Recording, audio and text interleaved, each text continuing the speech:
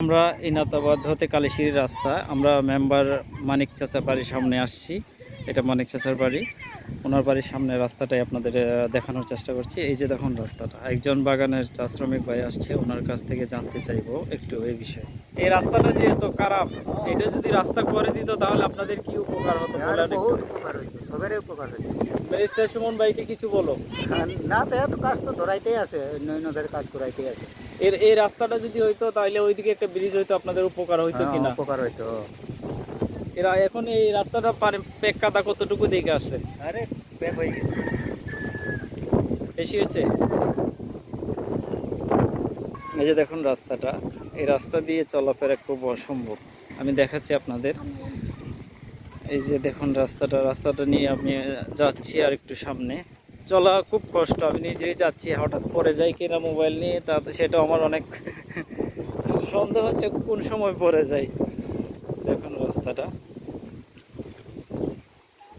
সামনে, এটাকে রাস্তা মনে হয় না, এটাকে মনে হয় যে কেউ ধান ক্ষেতের মতো রাখছে। এই যে দেখুন, এই যে রাস্তাটা দেখুন আপনারা, এটা কি রাস্তা মনে হয় আপনাদের? আপনাদের আপনাদের বিবেক কি বলে? দেখুন এই রাস্তাটা, বলার কিছু নাই, কঠিন পরিস্থিতি, বলার কিছু নাই। আপনার একদিনের বৃষ্টি আর একদিনের পানিতেই যদি রাস্তার অবস্থা এরকম হতে পারে বর্ষাকালে, একবার ভেবে দেখুন যে বাকি সময়টা রাস্তার কি অবস্থা হতে পারে। আর আমরা সব সময় এই রাস্তাটা নিয়ে কথা বলি, ফেসবুকে লাইভে আসি, কিন্তু রাস্তাটার কোনো কাজ হয় না।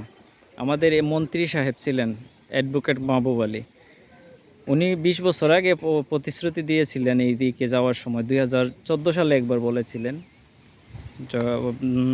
যে এই রাস্তাটা আমি করে দেব এবার পাশ করলে নির্বাচনের পরে, কিন্তু কখনো কোনো উন্নয়ন হয় না এই রাস্তাতে। এবার ব্যারিস্টার সুমন ভাই ফাঁস করার পরে এখানে একটা ব্রিজ দিয়েছেন, আমাদের ইউনিয়ন থেকে 2টা ব্রিজ আসছে, 3টা ব্রিজ হয়েছে এই রাস্তাতে সামনে।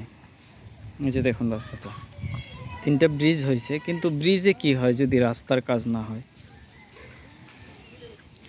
ব্রিজে অনেক উপকার হয়েছে, এমন না উপকার হয় নাই, কিন্তু এই রাস্তাটার কাজের জন্য দাবি করছি ব্যারিস্টার সুমন ভাইয়ের কাছে, এই রাস্তাটার কাজ যেন অত দ্রুত করানো হয়। দেখুন একজন মহিলা আসছে, দেখুন কি অবস্থা এই রাস্তার জন্য। দেখেন একটা টমটম গাড়ি যাইতে চাইছিল, এইদিকে আসে নাই। উনি একটু রাস্তা সম্পর্কে বলবেন, বলেন। রাস্তা এই যে কইলা নাকি আমরা রাস্তাটা কি কথা স্যার, আমরা বাড়ির ধারটা একবারে গাড়া নিন, গাড়ি চলে না, ঘুরি চলে না, আইতে হয় না। আমরা এই রাস্তাটা একটু ভালো মতো ঠিক করে দেওয়া দিন আপনি।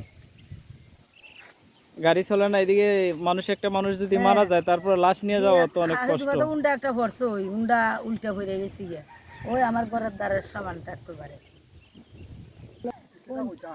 আমরা যে রাস্তাটায় দায়িত্বে আইসেন, কিরকম অসুবিধা হয়েছে একটু? অসুবিধা যাওয়া যায় না, আটু মনটা আমার জায়গায় চলে বুঝতে অবস্থা করো, আমি রাস্তাটা দিন তার না সিধা কথা বুঝছে, যাও বুঝে যাও।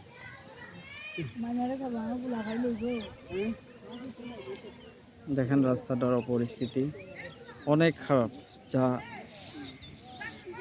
একটা মানুষ যদি মারা যায়, একটা লাশ নিয়ে ওইদিকে যাওয়া খুব কষ্টের, এত কঠিন পরিস্থিতি। একটা মানুষ মারা যাবে কি, একটা মানুষ যদি অসুস্থ হয়, একটা গর্ভবতী মহিলা যদি হয় এই বা আশেপাশে, হাসপাতালে যাওয়াটাও খুব কষ্টের হয়ে যায়। দেখুন আপনারা আরও কয়েকজন লোক আসতেছে, দেখুন রাস্তাটা কি বলবো, হেঁটে আসাই অনেক কষ্টের হয়ে যায়। এই যে দেখুন একজনের পায়েও জুতা নাই, একজোড়া স্যান্ডেল নিয়ে যে রাস্তা দিয়ে চলাফেরা করবে সেরকম পরিস্থিতিও নাই। আর কি বলবো, বলার কিছু নাই। আমরা 3 নম্বর ওয়ার্ডের 3 নং ইউনিয়নের 3 নম্বর ওয়ার্ডে